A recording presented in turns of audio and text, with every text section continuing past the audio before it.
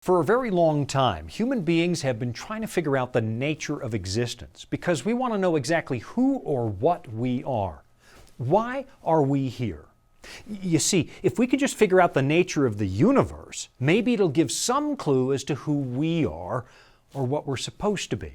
And if you happen to be religiously inclined, of course, you also have to factor in the existence of God. That's today's episode of Authentic.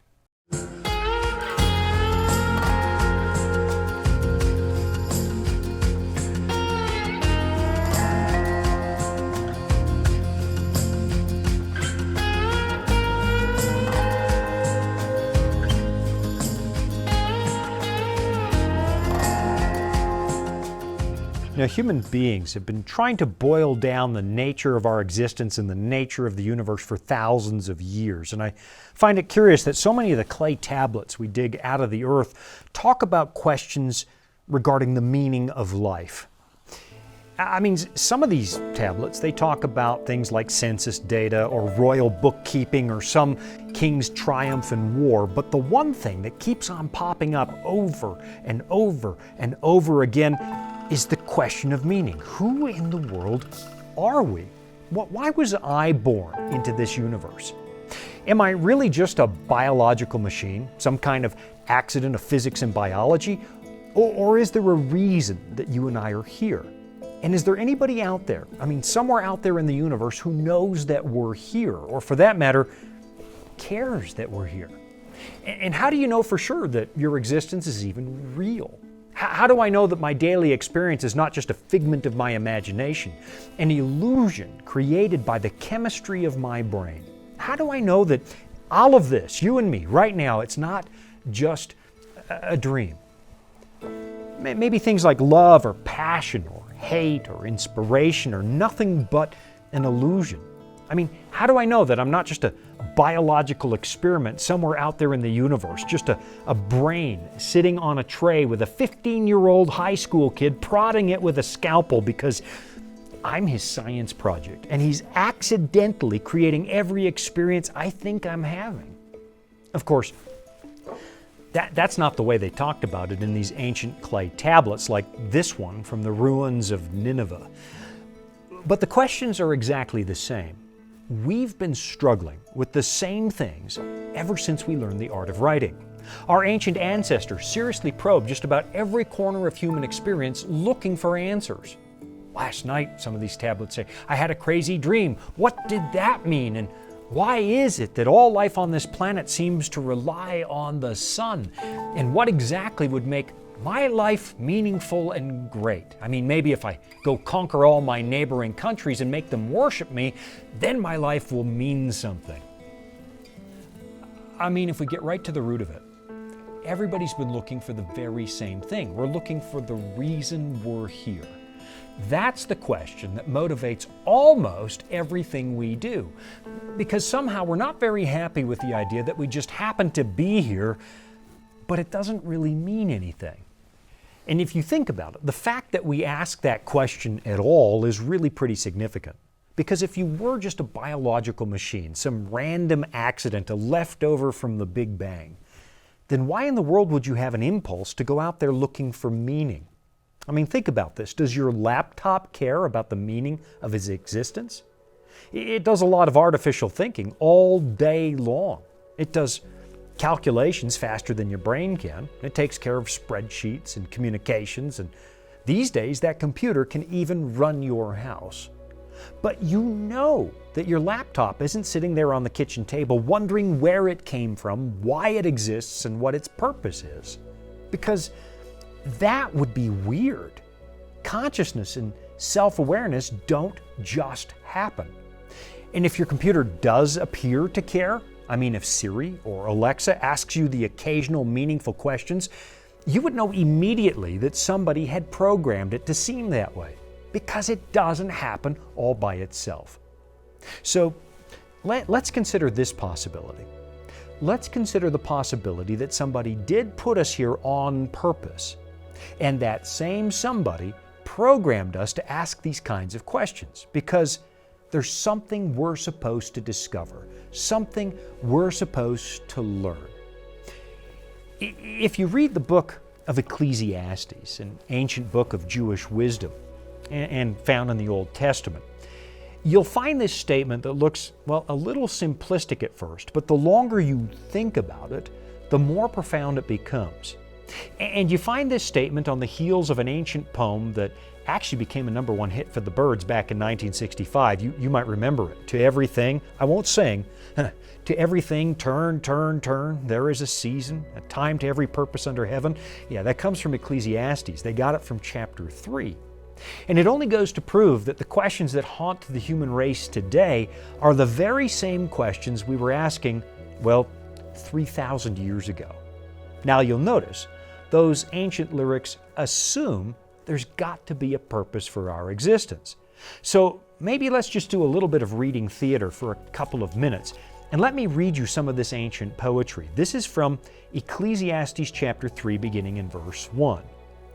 To everything there is a season, a time for every purpose under heaven, a time to be born and a time to die, a time to plant and a time to pluck what is planted, a time to kill and a time to heal, a time to break down and a time to build up, a time to weep and a time to laugh, a time to mourn and a time to dance, a time to cast away stones and a time to gather stones, a time to embrace and a time to refrain from embracing, a time to gain and a time to lose, a time to keep and a time to throw away, a time to tear and a time to sow, a time to keep silence and a time to speak, a time to love and a time to hate, a time of war and a time of peace.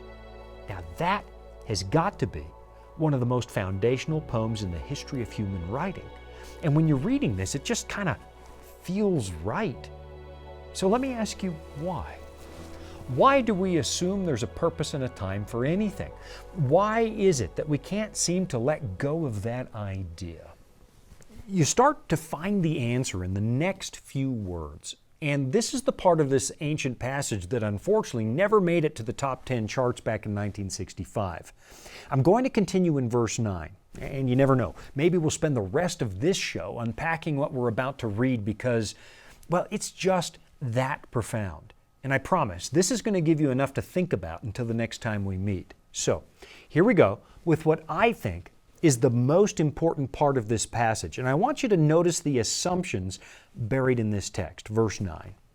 What profit has the worker from that in which he labors? I have seen the God-given task with which the sons of men are to be occupied.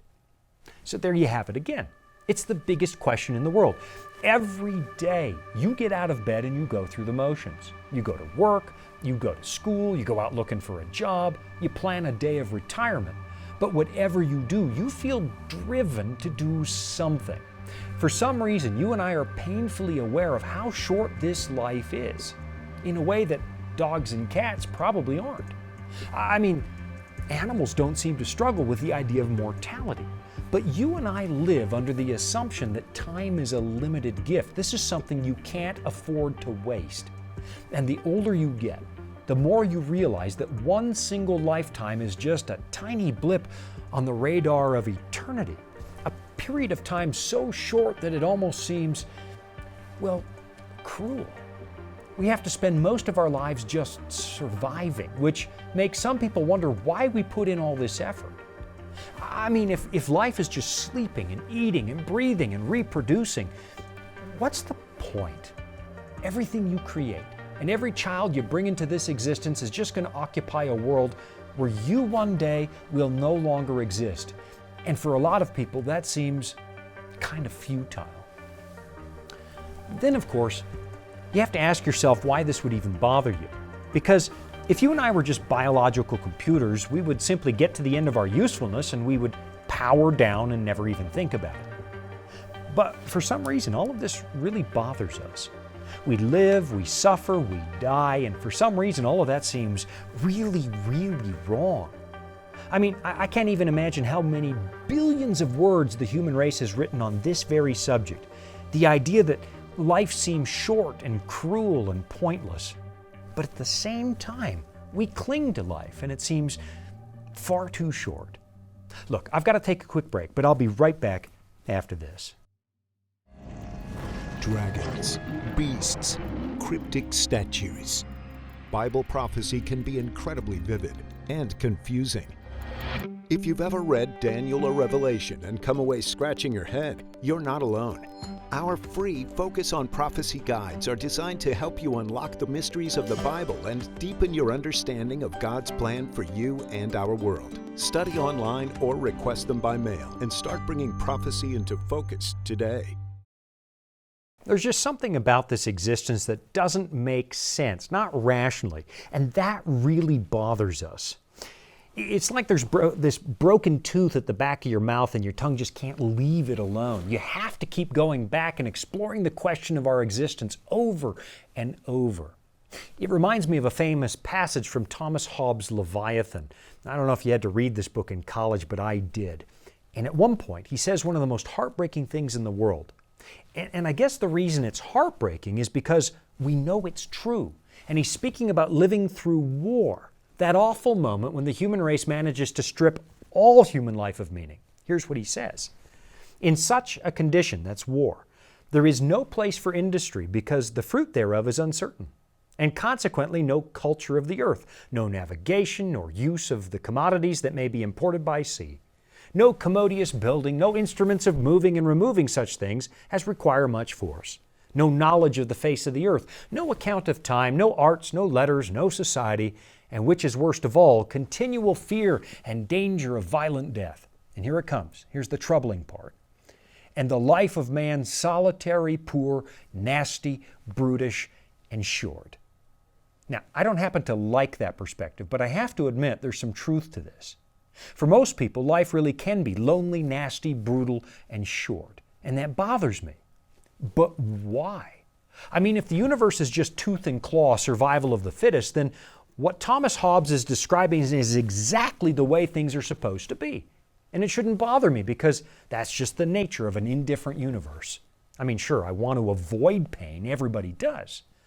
Because it's, well, unpleasant. But beyond the avoidance of pain, why should I care? And why do I seem to be programmed to resist my own death? Why does something as hard as life seem to have so much, well, value? Now, if you've never read the book of Ecclesiastes, I'm going to encourage you, even if you're not religious, to give this book a chance because, well, there are some really profound thoughts in here that have stood the test of time. Listen to this, starting in verse 11. He, and that's God, has made everything beautiful in its time. Now, I think we might want to spend a whole program one of these days talking about what beauty actually is. But here comes the important part. Listen. Also, He has put eternity in their hearts, except that no one can find out the work that God does from beginning to end.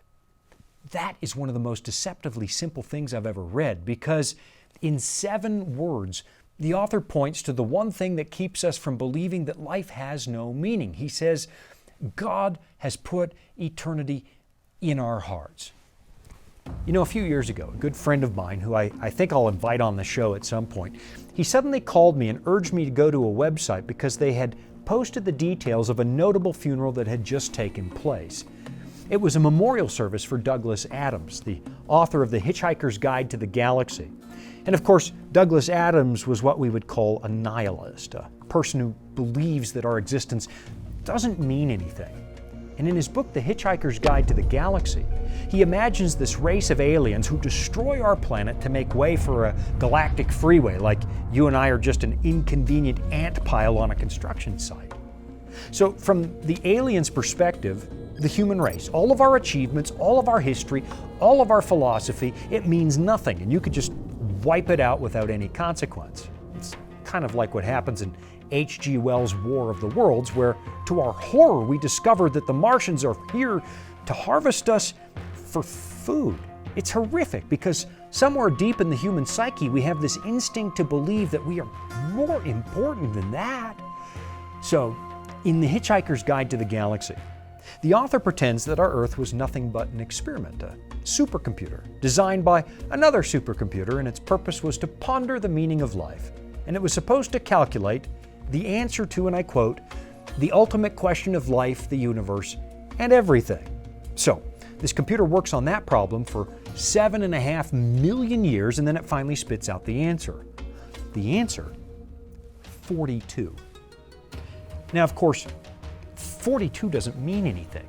And what Douglas Adams is trying to tell us is that the search for meaning is pointless. But then he himself dies, like we all do, and a number of very prominent people, mostly with the same mindset, they come to the funeral. And that's when it suddenly happens. Richard Dawkins, one of the most notorious atheists in the world, gives a eulogy. And I want you to listen to what he said because it confirms what the book of Ecclesiastes says. God has put eternity in our hearts. He mentions an interview he once had with Douglas Adams, and he asks his friend the question, what is it about science that really gets your blood running? And here's the answer that Douglas Adams gave. I don't want you to miss this. He said, the world is a thing of utter inordinate complexity and richness and strangeness that is absolutely awesome. I mean the idea that such complexity can arise not only out of such simplicity, but probably absolutely out of nothing is the most fabulous, extraordinary idea. And once you get some kind of inkling of how that might have happened, it's just wonderful. And the opportunity to spend 70 or 80 years of your life in such a universe is time well spent as far as I'm concerned. Now, I don't know about you, but that does not sound like a man who believes in nothing. I mean, no matter how hard he fights it, there is still this idea that you and I are supposed to mean something, that we're here for a reason. And there is a right way and a wrong way to spend this one short lifetime. So that's what Douglas Adams said. Now let me read you what Richard Dawkins said at the funeral, because sometimes the words we speak and the thoughts we have when we're by the grave are some of the clearest thoughts we'll ever have. Here's what he said. It has been our privilege to know a man whose capacity to make the best of a full lifespan was as great as was his charm and his humor and his sheer intelligence.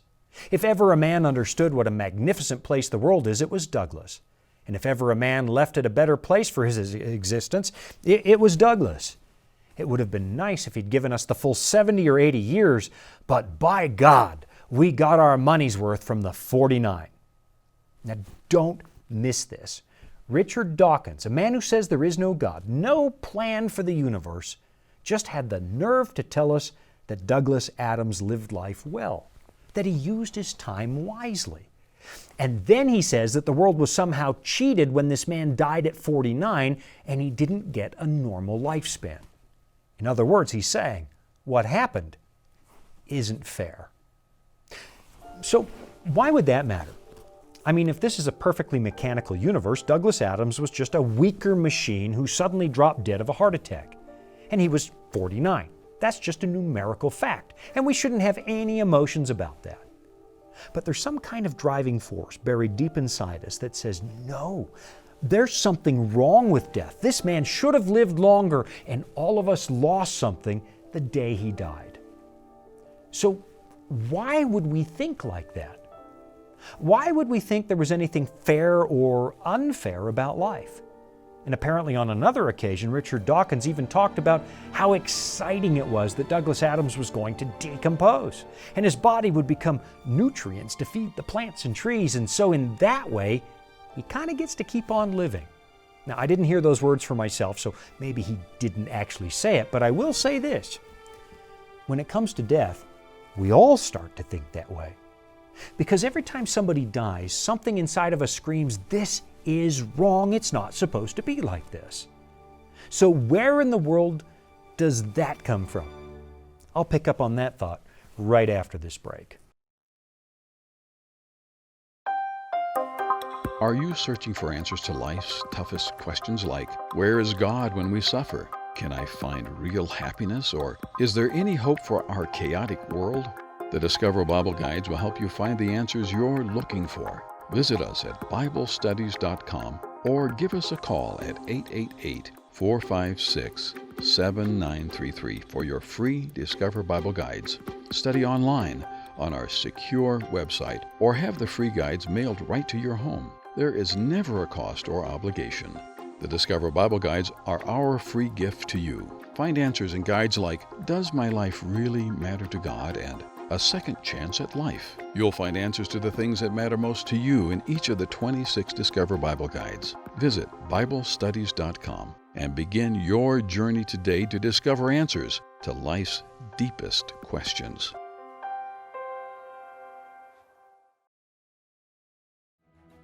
Well, we're back from the break, and the director tells me it's been driving him nuts that I left the tablet laying on the table this way. But I got to tell you, I don't fix things like this. So Joel, get in here and fix the tablet, man. Fix the tablet. This is quality television. Oh, come on, man. What did you you failed Assyrian school? That's good help, folks. Hard to find. Unless you give to keep authentic on the air, we're never going to get decent help. Back to our subject. About 3,000 years ago, a wise Jewish king tried to tell us that God put eternity in our hearts. There's a reason that life feels unjust. There's a reason that it bothers us when it feels meaningless.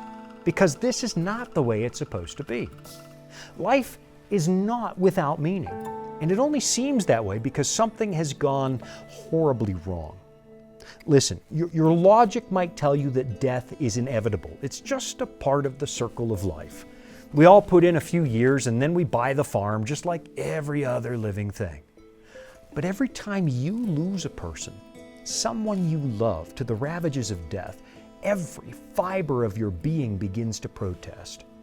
Think about how it feels to stand by the grave of a friend or a family member. Where did those emotions come from? Why do you hate the idea of death so much? I mean, logic told you the moment was going to come. It was guaranteed. So why in the world do we have so much trouble accepting that? And when it comes time to face your own death, well, for some reason, that bothers you too. Maybe even more than losing somebody else. So, what is the point of life? Acquiring skills, improving your mind, only to have it all disappear the moment you die. There are billions of people who have already been buried, and everything they are, everything they believed, everything they learned, it's just gone. It seems wrong. Then, if you listen carefully to the narrative of human existence that you find in the average high school textbook, it really starts to get depressing. What we're told is that the universe is some 14 billion years old and that human life, conscious existence, only began to emerge in fairly recent history. And if the universe plays out the way the math seems to suggest, life is going to disappear in the relatively near future. And so our whole existence, everything we are, is only going to be a very brief interlude on a very long timeline in an otherwise empty and meaningless universe. And that might be what the math tells us. But somewhere deep inside our hearts, it's telling us that can't be the truth. Look, I'm convinced there's a reason we all seem to be trying to figure out who we are and what we're doing here. And that's because somebody put you here on purpose, and he wants you to ask these kinds of questions. There's a reason you want to know. And there's a reason you were born with a, fuzzy memory of a better time and a better place. It's because you were born with eternity in your heart. So what does that mean? Well, if there is a purpose to life and you are not some miserable accident, and somebody out there thinks that your existence means something, well, then maybe there really is such a thing as an authentic human life, a right way to do this. And I know it's no longer popular to suggest that there might be a right way and a wrong way to live. What we're told is, we can just create our own reality, our own sets of truths, and then live by those truths to the best of our ability. In other words, they're saying the only right way to live is whatever you happen to think the right way to live is, because there's no meaning out there apart from that. But as much as we try to convince ourselves of that, something tells us that can't be true, because we all recognize the wrong way to live whenever we see it. I mean, think about somebody who wastes this one precious lifetime.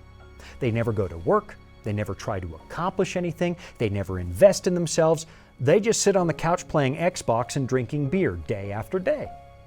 All of us look at that and we say, what a waste, because we realize what a precious gift life is, and there's not enough of it to spend the bulk of it doing nothing. Everybody can see when somebody's doing it wrong. And if that's true, then maybe there is a way to do it right. I'll come back right after this. Here at the Voice of Prophecy, we're committed to creating top-quality programming for the whole family, like our audio adventure series, Discovery Mountain. Discovery Mountain is a Bible-based program for kids of all ages and backgrounds. Your family will enjoy the faith-building stories from this small mountain summer camp and town. With 24 seasonal episodes every year and fresh content every week, there's always a new adventure just on the horizon. To everything there is a season, a time for every purpose under heaven, a time to be born and a time to die, a time to plant and a time to pluck what is planted, a time to kill and a time to heal, a time to break down and a time to build up, a time to weep and a time to laugh. There's a reason that this seems so very timeless. It feels right. There really does seem to be a time for things and a time when it's not time for those things. There's a rhythm to life, an implied purpose. You know, maybe something that seems like a number one hit from 1965 might be worth looking at one more time. Because the Byrds were asking the same question the human race has always been exploring. To everything there is a season. And if that's true, I kind of want to know what my season is. Why am I here? And am I here right now for a particular moment in this universe's history? How long will my season in this place last? And at the end of the road, when I finally cross life's finish line, will I have any way of knowing that I did life the right way, the way that I was expected to? So here's what I want you to do. I want you to think about that one thought until the next time you and I get together and talk again. Now, if you can't go that long, just go to voiceofprophecy.com, and I've got a world of resources there for you. We've got some of the best Bible study resources in the entire world. And if you click on the study tab, this is at voiceofprophecy.com. Click on the study tab and you'll find the resources I'm talking about, and easily there is enough there to keep you busy until we can meet again right here next week. What I really want you to do is to start digging and then keep digging and digging and digging until you and I find the answers that give us some peace of mind. I mean, think about it. Are you really here by accident? Is the universe an accident? Does none of this mean anything? That's what the math might tell you. That's what the scientists might tell you. But something deep in your heart, the eternity planted in your heart, tells you it's got to be more than that. It can't just be an accident. Ask yourself, why does the question even bother you? My name is Shawn Boonstra. Thanks for joining me this week. Until next time, this has been Authentic.